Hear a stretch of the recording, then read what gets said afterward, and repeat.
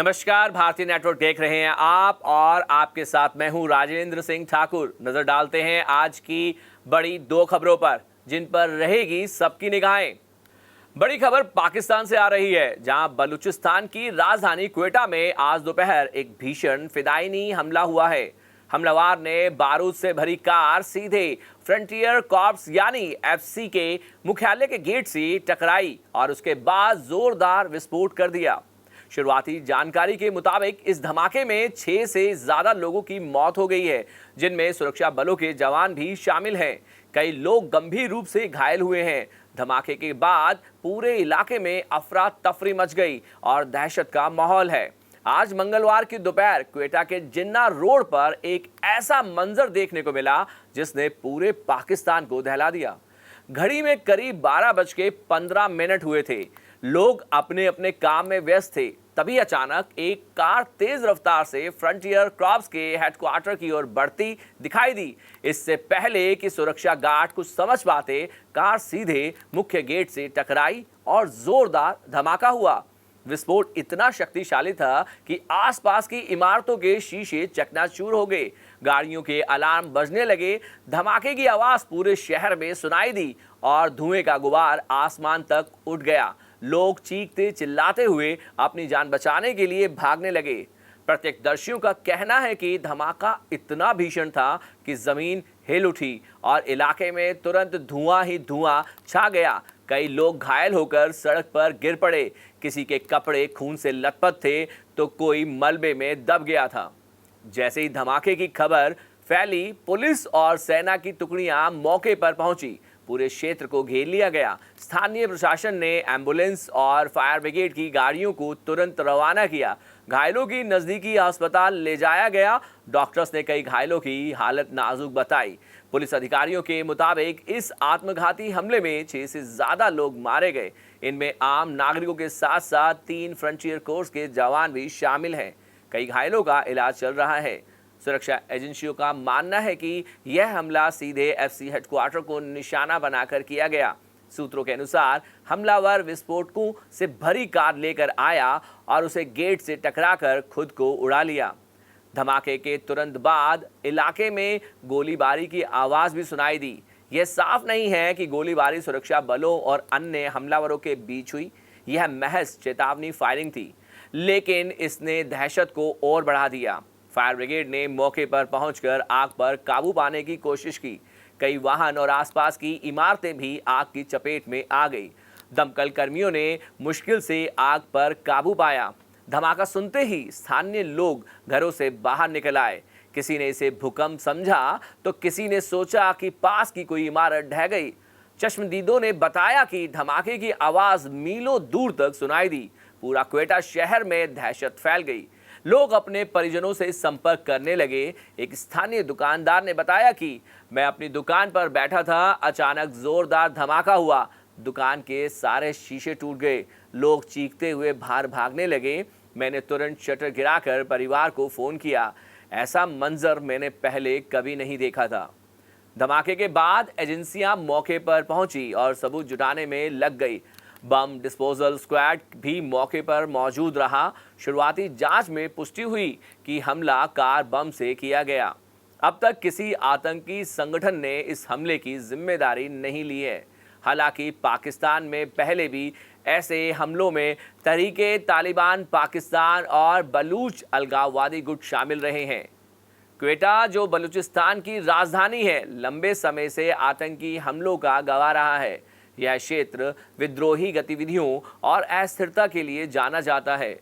बलूचिस्तान में सुरक्षा बलों और विद्रोही गुटों के बीच टकराव कोई नई बात नहीं है।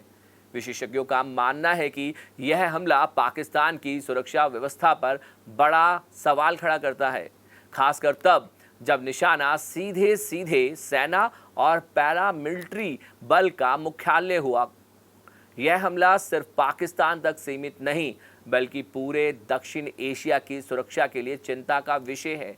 भारत और पाकिस्तान के रिश्तों में तनाव पहले से ही मौजूद है। ऐसे में क्वेटा जैसा हमला दोनों देशों की सुरक्षा एजेंसियों को सतर्क कर देता है। अमेरिका और संयुक्त राष्ट्र जैसे अंतर्राष्ट्रीय संगठन पहले भी पाकिस्तान को आतंकवाद पर काबू पाने की सलाह देते रहे हैं। यह हमला पाकिस्तान सरकार और सेना पर फिर से दबाव बढ़ा सकता है कि वह आतंकी गुटों पर और सख्त कार्रवाई करें। यह थी पाकिस्तान के क्वेटा से आई वो बड़ी और दर्दनाक खबर जिसने पूरे इलाके को दहला दिया। बारूद से भरी कार से हुआ यह आत्मघाती हमला पाकिस्तान में आतंक की एक और कड़ी है। अभी तक किसी संगठन ने जिम्मेदारी नहीं ली, लेकिन सुरक्षा एजेंसियां जांच में जुटी हुई हैं। वहीं दूसरी तरफ इस समय एक ऐसी चौंकाने वाली तस्वीर सामने आई है जिसने भारत ही नहीं बल्कि पड़ोसी मुल्क पाकिस्तान में भी हलचल मचा दी है। जी हां, पाकिस्तान की सड़कों और दीवारों पर अचानक एक नाम लिखा हुआ दिखाई दे रहा है, नीतीश कुमार। नारे लगाए गए हैं, हिंदुस्तान का होने वाला प्रधानमंत्री नीतीश कुमार। यह मामला सिर्फ एक दीवार पर लिखी गई बात का नहीं है, बल्कि इसके राजनीतिक मायने भी निकाले जा रहे हैं।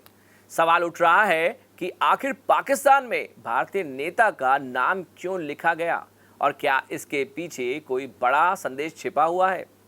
पाकिस्तान के कई शहरों से कुछ तस्वीरें सोशल मीडिया पर वायरल हो रही हैं। इन तस्वीरों में सड़कों और दीवारों पर बड़े बड़े अक्षरों में लिखा है, हिंदुस्तान का अगला प्रधानमंत्री नीतीश कुमार।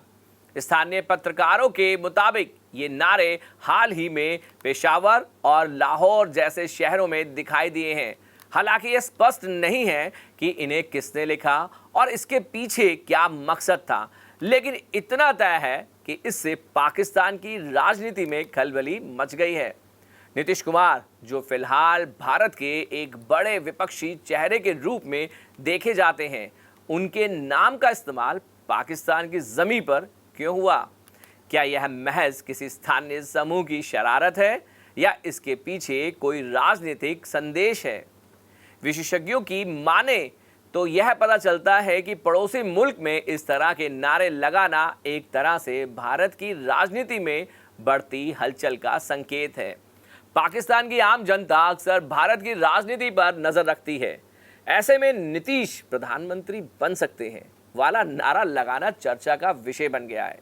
कुछ विशेषज्ञ इसे मनोवैज्ञानिक युद्ध का हिस्सा भी मानते हैं, यानी पाकिस्तान की सरजमी से भारत को संदेश देना कि उनके नेताओं पर भी नजर रखी जा रही है। वहीं दूसरी तरफ भारत के विपक्षी खेमे के समर्थक इस घटना को अलग ही एंगल से देख रहे हैं।